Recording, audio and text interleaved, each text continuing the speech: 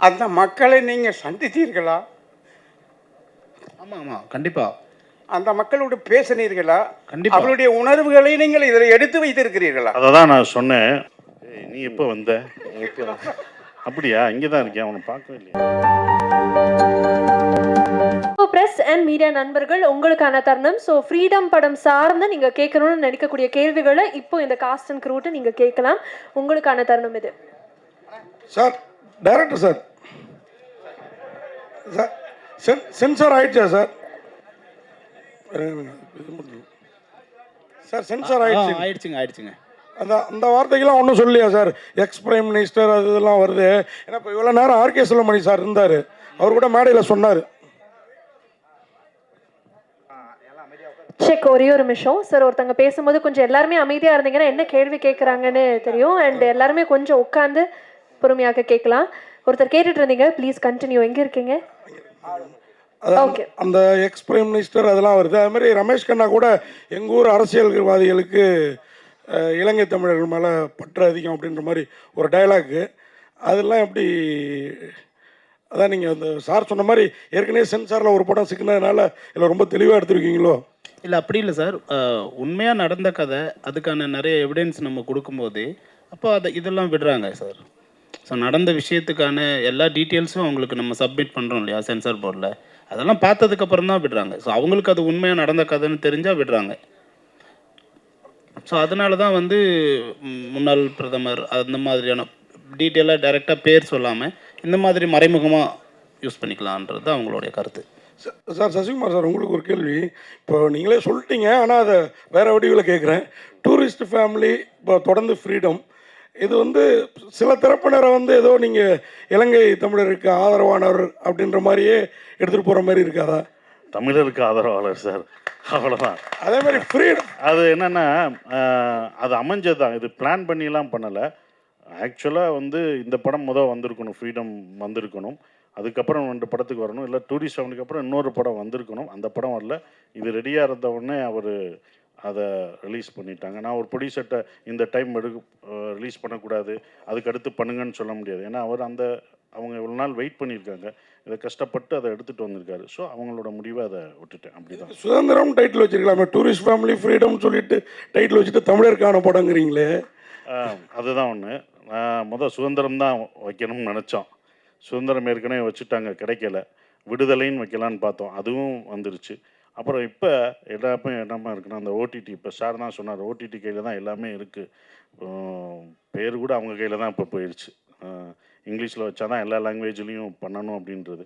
ஆனால் எனக்கு பர்சனலாக கேட்டால் தமிழில் வச்சா, ஏன்னா என்னோடய படங்களே வரிசையாக டூரிஸ்ட் ஃபேமிலி அப்படின்னு நானே கேள்வி கேட்டுக்கிறேன். என்னப்பா என் படம் வரிசையாக இங்கிலீஷில் ஒரு படமாக தமிழில் வருமானு பார்க்குறேன். பகையனுக்கு அருள்வாயின்னு ஒன்று போட்டிருக்கேன், ஒன்று இருக்குது, அதுதான் தமிழில் இருக்குது. கொஞ்சம் சந்தோஷப்பட்டுக்கிறேன். அது நிஜமல் மேடம். ஒரு கேள்வி, நீங்கள் பேசுகிறப்ப எனக்கு கொஞ்சம் ஸ்ரீலங்கன் தமிழில் பேசுகிறதே கஷ்டம், அப்புறம் ஸ்ரீலங்கன் தமிழ் கஷ்டம். ஆனால் சாரோட டூரிஸ்ட் ஃபேமிலியில் ஒரு டைலாக் இருக்கும், அவர் வந்து முதல்ல மலையாளின்னு தான் காமிச்சிப்பார். ஏன்னா கொஞ்சம் ஸ்ரீலங்கன் தமிழ் வந்து மலையாள வாடையோடு இருக்கும், ஓகேங்களா? தூய தமிழாக இருக்கும், ஆனால் மலையாளம் பேசுகிற மாதிரி இருக்கும். அதை நீங்கள் பார்க்கலையா? உங்களுக்கு உண்மையாகவே கஷ்டமாக இருந்ததா ஸ்ரீலங்கன் தமிழ்? எனக்கு கஷ்டமாக தான் இருந்துச்சு. ஓகே, படம் நான் பார்த்துட்டேன், பட் எனக்கு பர்சனலி பேசுகிறப்போ கஷ்டமாக தான் இருந்துச்சு. சார், இயக்குனருக்கு ஒரு கேள்வி சார். இந்த படம் சத்யசிவா சார், இந்த படம் வந்து வேலூரில் தான் நடந்தது, 1995 நடந்தது. அப்போ 43 பேர் தப்பிச்சு போனாங்க சார். அந்த 43 பேரும் அன்னைக்கு வந்து கோர்ட்டில் வந்து விசாரணை அப்போ வந்து அவங்க வந்து ரெஃப்யூஜிஸ்ன்னு சொல்லவே இல்லை, அவங்க வந்து திட்டவட்டமாக விடுதலை புலிகள் அப்படின்னு தான் குறிப்பிட்டிருந்தாங்க. பட் இந்த சென்சாரில் வந்து நீங்கள் வந்து இது வந்து உண்மை சம்பவத்தை பேஸ் பண்ணி எடுத்திருக்கேன் அப்படின்னு சொன்னீங்க. அப்படி இருக்கும்போது சென்சாரில் வந்து இது எப்படி ஏற்றுக்கினாங்க சார்? ஸ்ரீலங்கால இருந்து வர எல்லாரையுமே நம்ம விடுதலை புலிகள் தான் சார் சொல்றோம். அது ரைட் சார். இல்ல சார், ரெஃப்யூஜி கேம்ப்ஸும் இருக்கு. நான் வந்து இது வந்து வினோதாவாதம் பண்ணல, இருக்கிற உண்மையை வந்து நான் உங்களுக்கு தெளிவுபடுத்துறேன் சார். அது என்னன்னா, இந்த படம் பண்ணும்போது true events, inspired by true events தான் போட்டிருக்கோம். அதில் ஊந்தப்பட்டு அப்படின்ற ஒரு விஷயம் தான், இன்ஸ்பயர் தான். கேரக்டர்ஸ் எல்லாமே ஃபிக்ஷன் தான். இப்போ நான் இருக்கிறது, என் மனைவி இருக்கிறது, இதெல்லாம் நிஜம் இல்லை. அது வந்து ஃபிக்ஷனாக தான் காமிக்கிறோம். அதுக்குள்ளே இருக்க எல்லாருமே இந்த கேரக்டர்ஸ்லாம் ஃபிக்ஷனாக காமிக்கிறோம். அப்படி நடந்த ஒரு சம்பவத்தில் ஒரு கற்பனை கலந்து இருந்தால் எப்படி இருக்கும் அப்படின்றனால தான் அது வெளியில் வருது. நிஜமாக அப்படியே பதிவு பண்ணி இப்படி ஒருத்தர் இருந்தார், இப்படி ஒருத்தர் இருந்தால் அவங்க சென்சார் பண்ணியிருப்பாங்க. ஸோ அதெல்லாம் இல்லாமல் அப்படி ஒரு நிஜம் இந்த காலகட்டத்தில் நடந்த இந்த ஜெயிலில் இப்படி ஒரு ஜெயில் பிரேக் நடந்த இடத்துல ஒரு ஃபிக்ஷனாக இவங்கெல்லாம் வாழ்ந்தாங்கன்னா இப்படி இருந்தாங்கன்னான்ற ஒரு விஷயம் அந்த உண்மைக்குள்ள ஒரு ஃபிக்ஷனுக்கு ஊற்றி இல்லை அதே மாதிரி அந்த கைதிகள் வந்து அதில் தப்பிக்கிறதுக்கு முயற்சி பண்ணாங்க சார். அவங்க வந்து உண்மையிலே திறமசாலிகள் தான் சொல்லணும். ஏன்னா வந்து 153 மீட்டருக்கு தோணுனாங்க சார். அதுவும் 67 அடி வித்து வந்து பண்ணாங்க அவங்க. இதுதான் வந்து கதையும் சொல்கிறீங்க. இல்லை சார், இல்லை இல்லை நான் அது அந்த மாதிரி செய்யலாம். அந்த எஃபர்ட்ஸ் இதை காமிச்சிருக்கீங்களா? அது நீங்கள் படம் பார்க்கும்போது கண்டிப்பாக இருக்கும்ண்ணே. எவ்வளோ இது பண்ணுறாங்க அந்த தப்பிக்கிறது அந்த எஃபெக்டை தானே அந்த பையன் கொடுத்தாரு. ஆண்டனின்ற பையன் இது பண்ணும்போது எங்களுக்கு கை காலெலாம் போச்சுன்றாங்க பார்த்தீங்களா, அந்த எஃபெக்டோட இதுதான். நிஜமாகவே தோண்டி போட்டிருந்தாங்க. அந்த நிஜ இதில் தான் போகணும். தண்ணி நிஜமாகவே வரும். இவர் எப்போ தான் முடிப்பாருலாம் எனக்கு தெரியும். ஒரு இடத்த ஒரு ஷாட்லாம் தண்ணி வந்துக்கிட்டே இருக்கும். அந்த மூடி அதுக்குள்ளேயும் போடணும். இவங்க கட்டும் சொல்லலை. அதுக்குள்ளேயும் நாங்கள் நிஜமாகவே பண்ணுற மாதிரி தான் அது இருந்தது. அப்படி அது அந்த மாதிரி தான் சார் இருக்கும். அது நீங்கள் இப்போ படம் பார்க்கும்போது உங்களுக்கு எப்படி லைவாக இருந்ததோ, ஏன்னா ஃபிக்ஷன் அதனால தான் காமெடி அங்கே பண்ண முடியாது. அங்கே ஒரு சாங்கும் பண்ண முடியாது. ஏன்னா ஒரு நிஜம் நடந்த ஒரு சம்பவத்தை அது ஃபிக்ஷனோட சொல்லும்போது அது பண்ணக்கூடாதுன்னு உங்களுக்கு அது தெரிஞ்சிருக்கு. நீங்கள் அதெல்லாம் பார்க்கும்போது இல்லை ப்ராமிசிங்கா சார். இருக்கு சார். நீங்கள் அந்த நியூஸ் பண்ணியிருக்கீங்க. அந்த இதை பற்றி உங்களுக்கு அந்த காலத்தில் நடந்த ஒரு விஷயம் தெரிஞ்சிருக்கு. இது நிறைய பேருக்கு அப்படி ஒரு விஷயம் நடந்தே தெரியல. ஏன்னா நம்ம கான்சன்ட்ரேஷனில் இந்த பக்கம் இருக்கும்போது இப்படி ஒரு சம்பவம் நடந்தது பேப்பர் செய்தியாக தான் அது இருந்திருக்கு. அதான் வந்திருக்கு sir. Thank you sir. Director sir, இந்த படத்தில் வில்லன் தமிழ்நாடு போலீஸும் இந்திய அரசியல்வாதிகளுமா? அது நீங்கள் கேட்ட கேள்வி கரெக்ட் சார். இந்த படத்தில் வில்லன் வந்து தமிழ்நாடு போலீஸ் இல்லை சார். அது ஒரு மலையாள போலீஸ் தான். ஆமாம் ஆமாம்.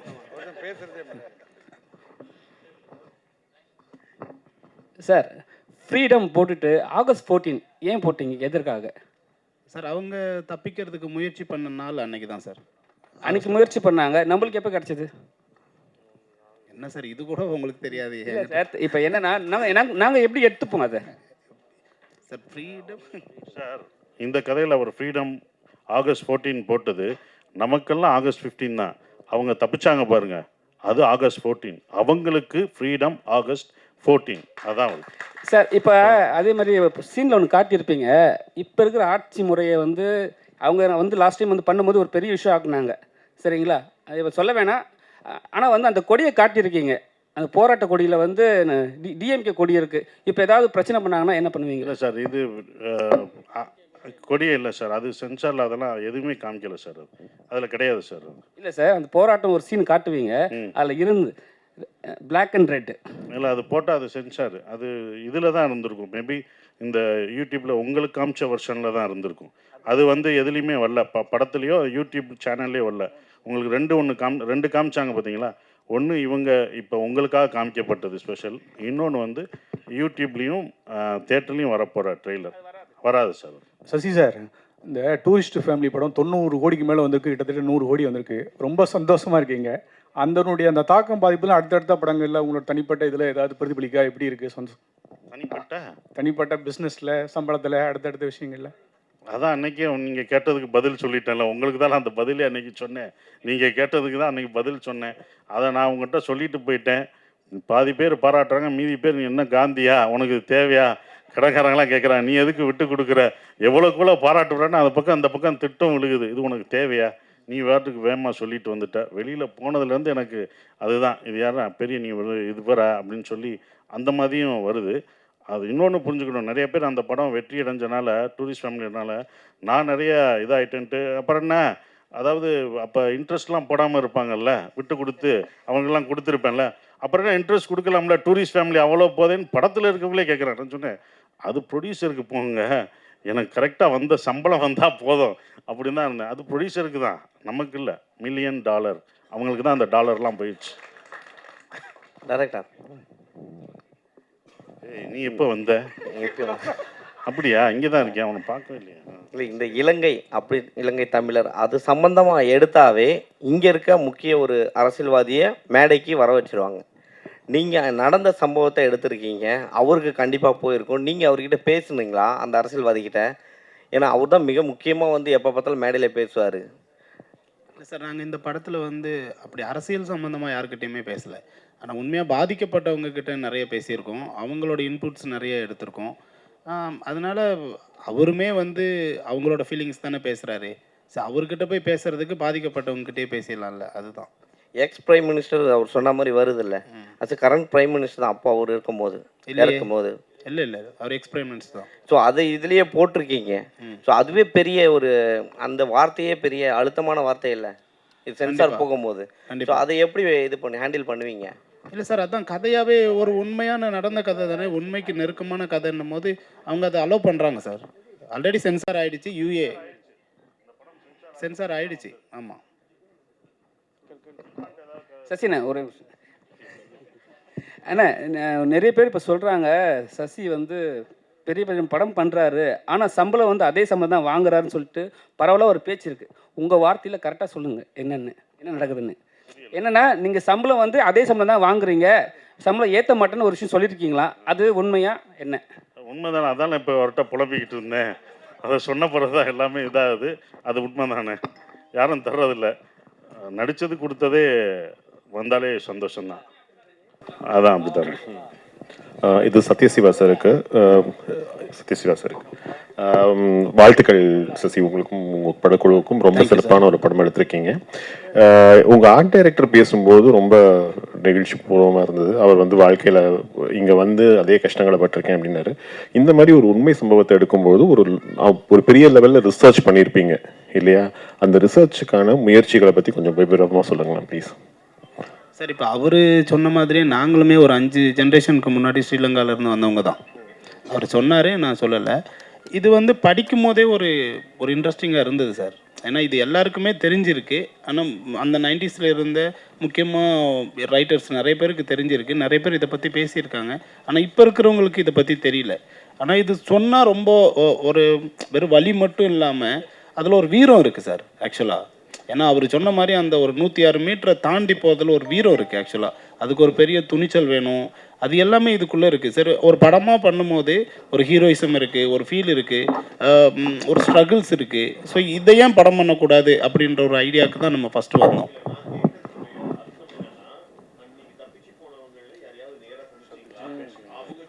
இல்லை சார், அவங்க டைரெக்டாக சந்தித்து போனவங்க கிட்ட நம்ம பேசலை. ஆனால் சந்தித்து போனவங்களோட உறவுகள் இருக்காங்கல்ல, அவங்கக்கிட்ட பேசணும். ஸோ அவங்க வந்து நிறைய விஷயங்கள் ஷேர் பண்ணிக்கிட்டாங்க. ஏன்னா அதில் தப்பிச்சு போனவங்க வந்து ஒரு 23 பேர் எங்கே போனாங்கன்னு தெரியல. அதில் பேலன்ஸ் இருக்கிறவங்க மட்டும்தான் அரெஸ்ட் ஆனாங்க. அரெஸ்ட் ஆனவங்க கூட அதுக்கப்புறம் வந்து அவங்க மேலே தப்பு இல்லை, வெறும் தப்பிக்க பார்த்தது மட்டும்தான் அவங்களோட எண்ணம் அப்படின்னு சொல்லி கவர்மெண்ட் அவங்கள ரிலீஸ் பண்ணிடுச்சு. ஸோ அதனால் அவங்க எங்கே இருக்காங்க அவங்களோட டீட்டெயில்ஸ் கிடைக்கல. நாங்கள் ஒரு 10 முகாமுக்கு போனோம். அந்த 10 முகாமில் பேசும்போதும் அதுக்கு கனெக்ட் ஆனவங்க இருந்தாங்க. ஸோ இந்த கேஸ் சம்மந்தமாக கனெக்ட் ஆனவங்க, அப்போ இருந்தவங்க, அப்போ இதை பார்த்துருப்பாங்க இல்லையா, அவங்க நிறைய இன்புட்ஸ் கொடுத்தாங்க. இதுதான் நாங்கள் பண்ண ரிசர்ச். லிஜமோன் மேடம், நீங்கள் ஜெய் பீம் ஆகட்டும், இந்த படமாகட்டும், ஜெண்டில் உமன், காதல் என்பது படம் எல்லாமே உங்கள் வயசுக்கு மீறிய ஒரு மெச்சூர்டு ரோலாக நடிக்கிறீங்க. அது வந்து என்ன காரணம்? உங்களுக்கு வந்து ரொம்ப ஜாலியாக ஆடல் பாடல் அந்த மாதிரி இதெல்லாம் கமர்ஷியலாக நடிக்கணும்னு ஆசை இருக்கா, இல்லை இந்த மாதிரி கேரக்டராக உங்களை தேடி வருதா? எனக்கு வர்ற கேரக்டர்ஸ் அதிகமும் இப்படி தான். எனக்கு பர்ஃபார்மன்ஸ் ஓரியன்ட் கேரக்டர்ஸ் பண்ண தான் பிடிக்கும், அவ்வளோதான். சசி சார், இங்கே இப்போது சில நடிகர்கள் பெரிய ஈவெண்ட் வச்சு அந்த மாதிரி இசை வெளியீட்டு விழாலாம் நடத்துகிறாங்க. உங்களுக்கு அந்த மாதிரி ஆசை இல்லையா? Nehru stadium etcetera etcetera. கேட்கவே சந்தோஷமா இருக்கு சார். நீங்கள் நல்ல மனிதர், உங்களுக்குன்னு ஒரு கூட்டம் இருக்கு இல்லையா? மதுரைக்காரங்களை எத்தனாலே வந்துடுவாங்க. ஸோ அதனால கேட்குறேன். வேணாம், இதுவே நல்லா தானே இருக்கு, வெறும் நல்லா தானே போய்கிட்டு இருக்கு. அப்புறம் எதுக்கு அதை உசுப்பி விடுற? இதுவே நல்லா இருக்கு, இது இப்படியே இருக்கிறது தான் எனக்கு பிடிச்சிருக்கு. ஸோ இது நல்லா இருக்கு. நான் இத்தனை வருஷமா அவங்கள தான்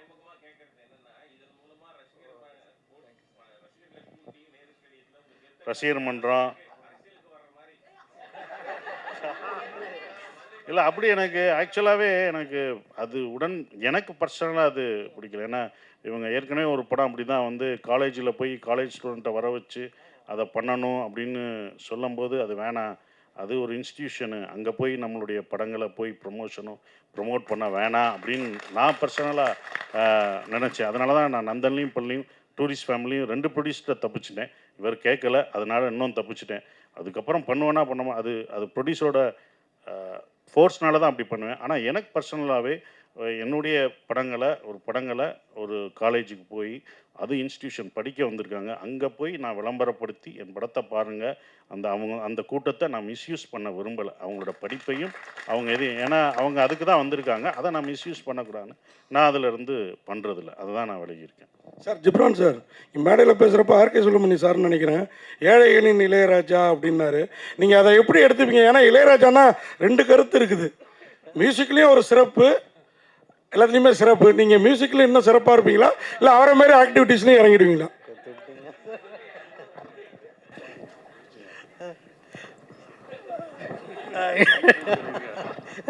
இல்லை சார், ஐயோ என்ன சொன்னாலும் மாட்டேனே. ஓகே, இல்லை சார், எனக்கு நான் அவர் சொன்னது அது ரொம்ப பெரிய வார்த்தை, நான் அப்படி தான் பார்க்குறேன். பட் எனக்கு வந்து ஸ்கிரிப்ட், நான் இந்த யார் நடிச்சிருக்காங்க அது எல்லாம் பார்க்குறத விட எனக்கு ஸ்கிரிப்டு, டேரக்டர்ஸு, அப்புறம் சில நேரம் இப்போ வந்து எனக்கு படம் முடிஞ்சதுக்கப்புறம் எனக்கு வருது. இப்போது இவங்ககிட்ட கூட சொல்லிட்டு இருந்தேன், நாகராஜ்னு டேரக்டர், இவங்க ஆக்ட் பண்ணியிருக்காங்க. ஸோ லாஸ்ட் வீக் அந்த படம் பார்த்தேன், எனக்கு ரொம்ப பிடிச்சிருந்துச்சு. ஸோ பிடிச்ச உடனே ஓகே இந்த படத்தில் நம்ம இருக்கணும், இந்த படம் நம்ம இப்படிலாம் பண்ணலாம் அப்படின்னு எனக்கு தோணி தான் நான் உள்ளே வரேன். ஸோ அந்தளவு தான் என்னோடய சினிமா மேலே இருக்க லவ் மட்டும்தான் நான் அந்த படத்துக்கூட கமிட் ஆகிறதுக்கு, வேறு எந்த ரீசனும் இல்லை.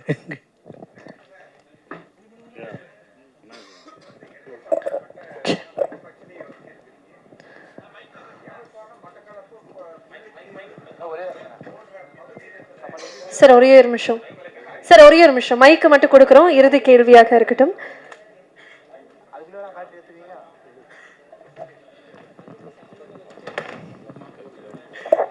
இப்போ சொல்லுங்க சார்.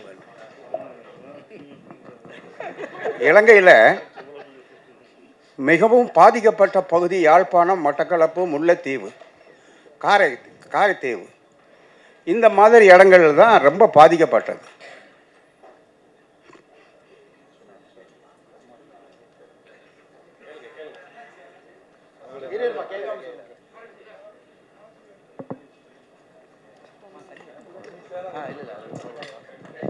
அண்ணே சொல்லுங்கண்ணே, பரவாயில்ல சொல்லுங்கள், நீங்கள் மனசில் இருக்க சொல்லுங்கள், கேளுங்கண்ணே, ஒன்றும் இல்லை, சாரிண்ணே. அதான் சாரிண்ணே சொல்லுங்கண்ணே, கேளுங்கண்ணே.